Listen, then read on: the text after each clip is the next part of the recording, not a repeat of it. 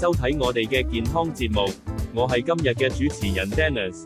今日我哋非常榮幸請到陳柱儀中醫師嚟為我哋介紹關於咳嗽嘅健康知識。陳醫師，你好。主持人好，各位觀眾朋友大家好，好高興今日能夠同大家分享一啲關於咳嗽嘅知識。我哋都知道咳嗽係一種常見嘅現象，但其實咳嗽本身係一種保護性嘅反射動作，係咪啊？係啊，咳嗽其實係身體嘅一種保護性反射動作。通過咳嗽，我哋可以將呼吸道內嘅分泌物或其他異物排出體外，咁對人體係有益嘅。咁咳嗽都係呼吸道感染嘅一個症狀，可唔可以請你詳細解釋一下？當呼吸道感染時，會引起炎症，呼吸道黏膜上會產生炎症分泌物，就係我哋講嘅痰。如果炎症嚴重，分泌物會變得黃稠甚至綠色，呢啲分泌物會阻塞支氣管，引起咳嗽同氣緊。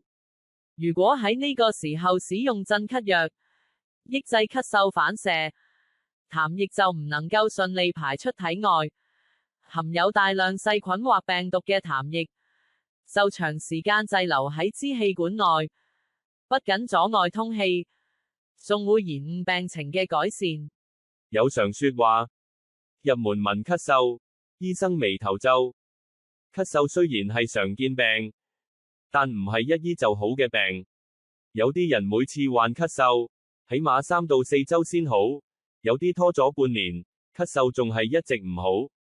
有啲人喺上次患咳嗽時，服咗一種止咳藥水好快就好，今次再患咳嗽時，照板煮碗食咗好幾樽止咳藥水都唔好。咁喺呢種情況下，我哋應該點治療呢？合理嘅治療應該係服用具有消炎作用嘅抗菌素或去痰藥，或者使用具有疏風清熱、化痰作用嘅中藥，如桑菊飲、銀翹散等。當炎症得到改善時，分泌物會由黃稠痰轉化為白黏痰，此時仍以去痰化痰為主，不適合單純使用止咳藥。去痰藥可使痰液溶解，黏稠度降低，易於咳出，咳嗽但亦會隨之改善。化痰嘅中藥例如蛇膽川貝末、蛇膽陳皮末等。咁當痰液變為白稀痰，甚至冇痰，但仍有咽乾養咳嘅情況時，應該點呢？當痰液從黃稠變為白黏，再轉變為白稀痰，甚至無痰，但仍有咽乾養咳時，咁係提示炎症可能已經消除。此時嘅咽養咳嗽可能係氣管敏感所引起嘅，喺呢個時候使用止咳藥水先會有效果。同時仲要注意飲食忌口，唔好進食生冷寒涼以及油炸辛辣食物，以避免刺激敏感嘅氣管再次引起咳嗽。非常感謝中醫師嘅詳細解答，咁對我哋了解同應對咳嗽非常有幫助。希望大家能從中受益，保持健康。多謝 Dennis， 亦感謝各位觀眾朋友嘅收看。